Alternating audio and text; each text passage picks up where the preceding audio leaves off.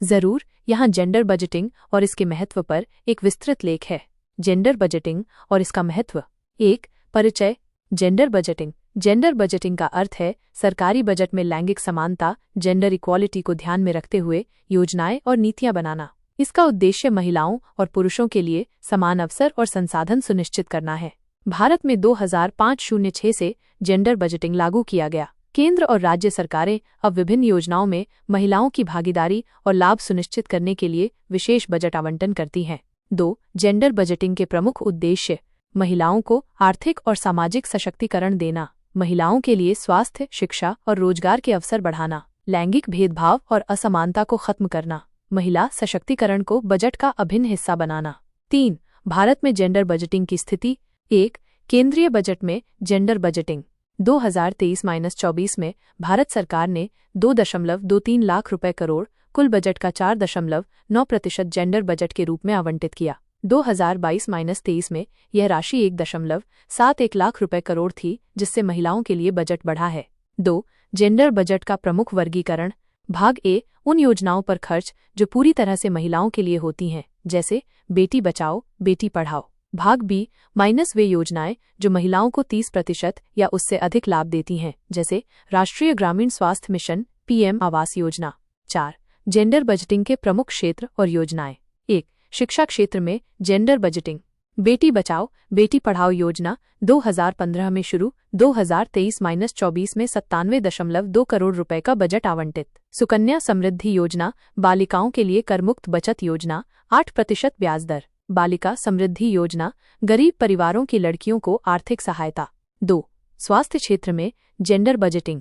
प्रधानमंत्री मातृवंदना योजना, PMMVY, गर्भवती महिलाओं को 6,000 रुपए की वित्तीय सहायता। जननी सुरक्षा योजना, संस्थागत प्रसव को बढ़ावा देने के लिए वित्तीय मदद। पोषण अभियान, महिलाओं और बच्चों में कुपोषण को कम करने के लिए 20,554 करोड़ रुपए का आवंटन, 2023-24। 3. महिला सशक्तिकरण और सुरक्षा। निर्भया फंड, महिलाओं की सुरक्षा के लिए 2013 में शुरू, 2023-24 में 621 करोड़ रुपए आवंटित। वन स्टॉप सेंटर योजना, हिंसा पीड़ित महिलाओं को कानूनी और मानसिक सहायता। महिला पुलिस भर्ती, 2024 तक सभी राज्यों में 33% महिला पुलिस भर्ती का लक्ष्य। 4. रोजगार और आर्थिक सशक्तिकरण। महिला स्वयं सहायता समूह, SHGS, 2023-24 में 25,000 करोड़ रुपए से अधिक लोन आवंटित। स्टैंड अप इंडिया योजना, महिलाओं के लिए 10 लाख रुपए से 1 करोड़ रुपए तक का कर्ज। महिला किसान सशक्तिकरण योजना, ग्रामीण महिलाओं को कृषि में आत्मनिर्भर बनाना। 5. भारत में जेंडर बजटिंग के प्रभाव और उपलब्धियां। महिलाओं की साक्षरता दर 2001 में 54% से बढ़कर 2023 में 70% हुई। महिला श्रम भागीदारी दर 2015 में 23% से बढ़कर 2023 में 32% हुई। मातृ मृत्यु दर, MMR, 2006 में 254 प्रति लाख जन्म से घटकर 2023 में 97 प्रति लाख जन्म। लिंगानुपात में सुधार, 2015 में 918 लड़कियां 1,000 लड़कों से बढ़कर 2023 में 935 लड़कियां 1,000 लड़के। 6. जेंडर बजटिंग से जुड़ी चुनौतियां। बजट का सही क्रियान्वयन नहीं होना, कई योजनाओं का लाभ जरूरतमंद महिलाओं तक नहीं पहुंच पाता। जागरूकता की कमी, ग्रामीण क्षेत्रों में महिलाओं को योजनाओं की जानकारी नहीं होती। सामाजिक और सांस्कृतिक बाधाएं, महिलाओं की आर्थिक भागीदारी को अभी भी पारिवारिक और सामाजिक दबाव झेलना पड़ता है। पर्याप्त बजट आवंटन की कमी, महिलाओं के विकास पर बजट खर्च कुल GDP का 5% से भी कम है। 7. जेंडर बजटिंग को और प्रभावी बनाने के सुझाव।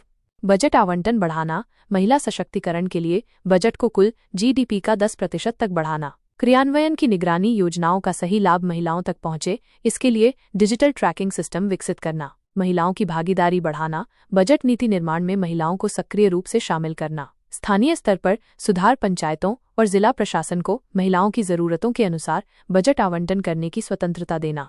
8. निष्कर्ष।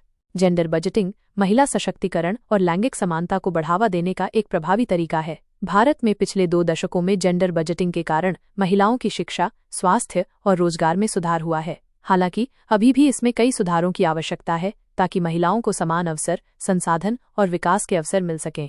यदि इसे सही तरीके से लागू किया जाए तो 2025 तक भारत लैंगिक समानता के लक्ष्य 519 पाउंड्स को हासिल कर सकता है।